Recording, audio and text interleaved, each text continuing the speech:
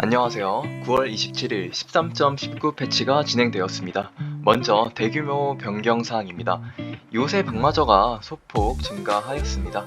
요새가 앞라인으로서 굉장히 부진한 모습을 보여주고 있었는데 니코 버프까지 함께 있어 쓸만해질 것 같습니다. 그 다음은 빌지워터가 데미지가 증가하였죠. 현 메타에서 매우 약하다고 평가받는 빌지워터는 밸런스가 맞추기 쉽지 않은 것 같습니다. 그래도 이제 다시 7 빌지워터가 쓸만해질 것 같네요. 그 다음은 이시탈입니다. 효과들이 전부 대체적으로 버프를 받았는데 우르프로 4 이시탈을 노리는 전략들도 나올 수 있을 정도로 의미 있는 버프라고 생각을 합니다. 필투오버는 너프를 받았습니다. 현재 지표가 너무 좋았기 때문에 조금 조정을 받았네요. 하지만 데미지가 크게 너프된 건 아니라서 여전히 쓰일 것 같습니다. 슈리마 초월 효과가 버프를 받았습니다. 아주 크게 버프를 받았고 6슈리마 효과는 10%의 버프로 아지르가 다시 인기가 많아질 수도 있겠네요. 그 다음은 토벌자입니다. 6시너지에서 크게 버프를 받았습니다. 기존에도 6토벌은 센 편이었는데 두전자 메타에 상성이 안 좋아서 좋은 모습을 못 보여줬으나 자야 버프까지 함께 있어 유의미한 패치가 될 것 같네요. 여기까지만 보면 전체적으로 시너지가 버프를 많이 받아서 우르프가 다시 인기를 되찾을 것 같습니다. 다음은 유닛 변경 사항입니다. 1코스트 초가스 너프 밀리오 버프입니다. 2코스트는 제이스, 징크스, 제이스가 아닌 징크스입니다. 징크스 공격력 5 너프인데 꽤나 큰 너프라고 생각을 합니다. 평타 한 대에 오면 10번 때리면 50 데미지가 적은 거라 초반 단계에서 체감이 클 것 같습니다. 그리고 3코스트는 제이스도 마찬가지로 공격력 5 너프를 받았는데 징크스와 같은 이유로 초반 단계에서 체감이 되는 패치라고 생각을 합니다. 개인적으로 가장 활용하고 싶었던 니코가 드디어 버프를 받았습니다. 다리우스도 공격력 5 버프를 받았는데 토벌자 시너지까지 버프로 다리우스를 활용한 덱도 나오지 않을까 싶네요. 3코스트 유닛 중 가장 큰 변경사항인 렉사이입니다. 한번 물어뜯은 적에게 표식을 남기고 표식이 있는 적에게 공격력에 비례한 추가 고정 피해를 입힙니다. 렉사이를 거의 볼 수 없었던 현 메타에서 큰 변화를 가져올 수도 있는 패치라고 생각을 합니다. 그 다음은 4코스트 유닛입니다. 피오라가 피해량 자체는 너프가 되었으나 보호막에 피해를 입힐 때 피해 흡혈이 정상적으로 적용이 되기 때문에 지켜봐야 할 것 같습니다. 큰 너프는 아니라고 생각을 합니다. 자르바는 기절시간이 소폭 너프되었습니다.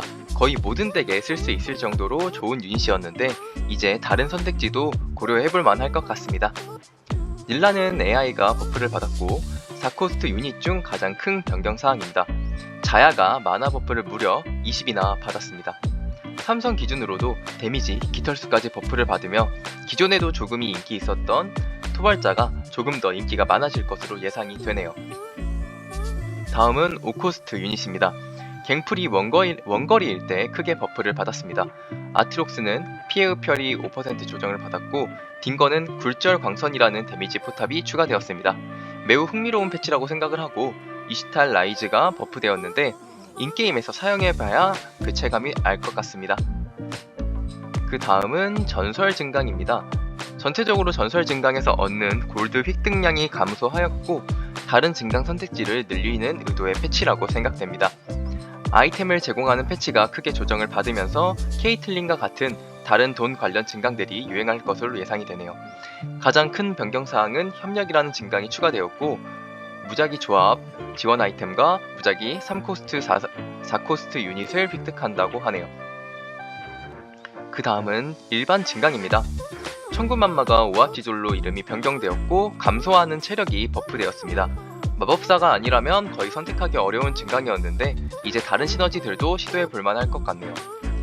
빌지워터 자체는 지표가 안 좋았지만 빌지워터 증강은 지표가 괜찮아서 살짝 너프를 받았습니다. 그리고 슈리마의 유산이 다시 활성화가 되었네요. 그리고 신규로 꼬꼬마 거인 플러스가 생겼는데 3-2에 등장을 하고 그 효과에 더해 8골드를 즉시 제공을 합니다. 그 다음은 아이템입니다. 도적의 장갑 치명타 확률이 20% 감소하고 체력이 150 생겼습니다. 앞라인에도 사용할 때 굉장히 좋은 효과라고 생각을 합니다.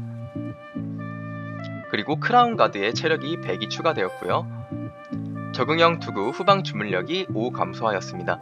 크게 체감되는 수치는 아닐 것 같습니다. 여전히 좋은 아이템이라고 생각됩니다. 그 다음은 유물 아이템입니다. 너무 강력한 모습을 보여줬는지 전체적으로 너프를 받았습니다. 그래도 죽음의 저항은 그대로고 황금술사의 지팡이는 오히려 주물력이 5 증가하였습니다. 그 다음은 지원 아이템입니다. 양날도끼가 공격력과 주물력, 소량 너프를 받았고 힘의 상배는 소량 버프를 받았습니다. 찬란한 아이템도 도장 변경사항 말고는 크게 체감이 되는 변경사항은 없는 것 같네요. 요약하자면 크라운 가드 버프까지 합치면 총 4단 버프를 받은 니코는 이번 메타 핵심 유닛으로 생각이 됩니다. 슈리마, 렉사이, 토벌자가 전체적으로 강해졌고 마법사도 너프된 게 딱히 없어 여전히 인기를 유지할 것 같습니다. 위에서 언급하지 않았지만 빨리빨리가 마나 획득 5% 너프를 받았는데 평타 한 대에 0.5 마나이기 때문에 평타를 20번 때려야 평타 한 대 차이 나는 수준이라 기존에 자주 쓰이던 마법사에게 크게 체감될 것 같지는 않네요. 행운의 장갑이 없다면 만들기 어려웠던 도적의 장갑도 만드는데 부담이 줄어들어 아이템 처리도 조금 더 쉬워질 것 같습니다. 이번 패치 메타는 전체적으로 시너지가 버프를 받아 우르프 전설이나 돈 관련 증강들이 유행할 것 같고 니코의 큰 버프로 기원자도 다시 보이지 않을까 기대가 되네요. 시청해주셔서 감사합니다.